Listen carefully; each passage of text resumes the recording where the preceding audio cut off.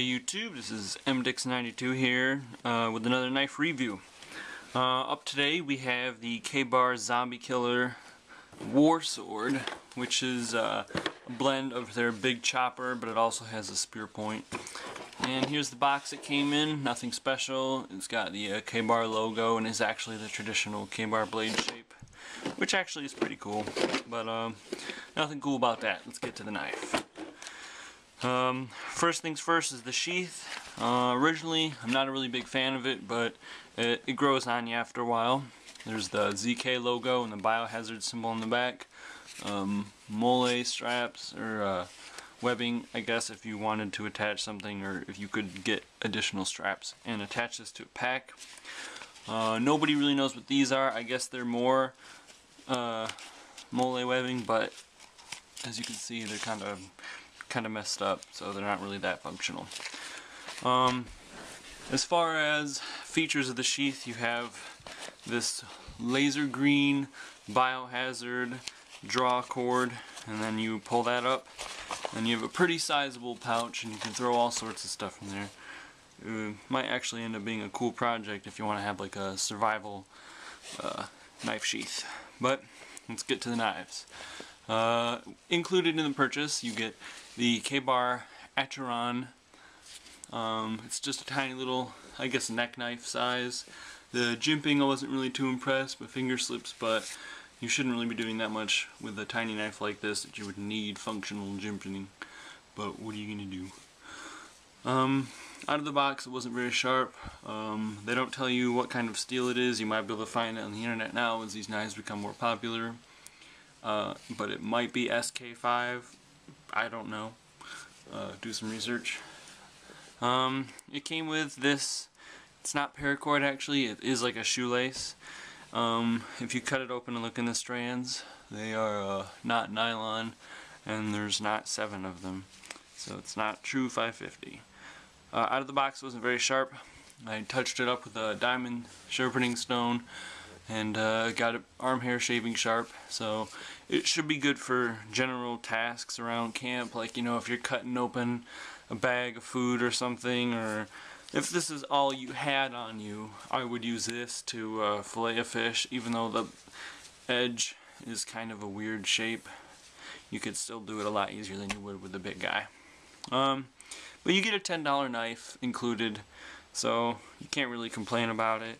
It kind of gets in the way when you put it in the sheath, but I just keep it in there and then off to the side, and it ends up being pretty good. And here is what everybody wanted to see. It just keeps coming. It is the War Sword. You got the Kabar Zombie Killer logo inside the biohazard symbol.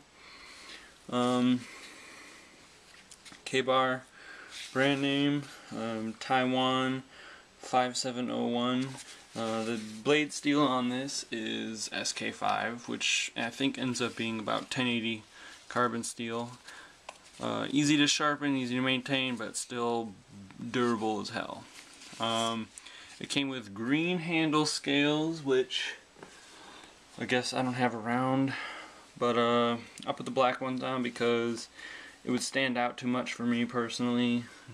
Honestly, it would just look ridiculous if you were to pull this out and just start chopping wood, or whatever you'd want to do with it. I added this paracord retention lanyard, so say you are doing some heavy duty chopping and, you know, oh no, you drop it, it's going to stay on there and be a lot more safe. The knife itself.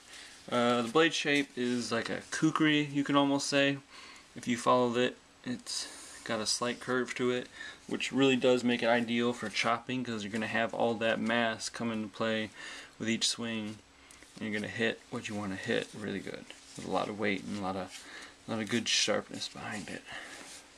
I was impressed with the jimping.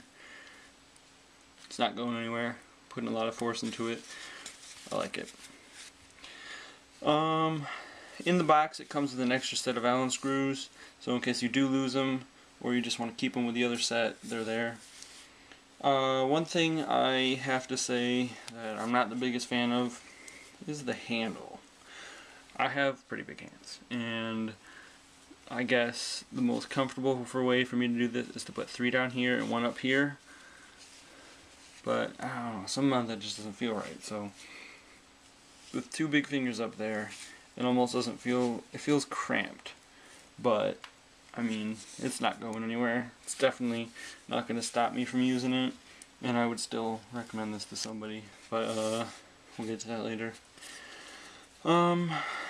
So I would really say the use of this knife would be for chopping, pretty much anything you can throw at it, it can take. It's a big heavy duty knife. And if you're looking at something like the Ontario RTAC 2 or any of the other big expensive choppers out there, you might want to take a look at this guy first, because for something you can get with free shipping at Amazon for $45, not only do you get a kick-ass sheath, you get a $10 knife. So in reality you end up paying $25 for something made of SK5 steel by a renowned manufacturer that, look how thick that is. That's not breaking. That is about 3/16 of an inch thick. It's not an axe, but it's something you can use just to do every other task. It's not just a chopper, which is why I like it. Pretty sure that about covers it. The only other complaint I have is that as a whole, with everything in here, it weighs a lot. But what are you gonna do? My favorite feature is that when you get this, you have a system. You have a big knife to take care of any big heavy duty work you have, and then you have a small knife to do all the fine work. That's it. You're done. You should not need anything else. If you're, trying to survive out of something, I would say you would want a big axe to chop all the major amount of wood, but this should be fine for small to medium wood processing for fires and whatnot. I would rate this knife out of 10 an 8. Low cost, high value is one of my favorite things when it comes to buying outdoor gear, and for $45 you get fantastic steel made by a company that offers a lifetime warranty, and it just looks cool as hell. So there's nothing else to say. Thanks for watching, and look forward to more reviews.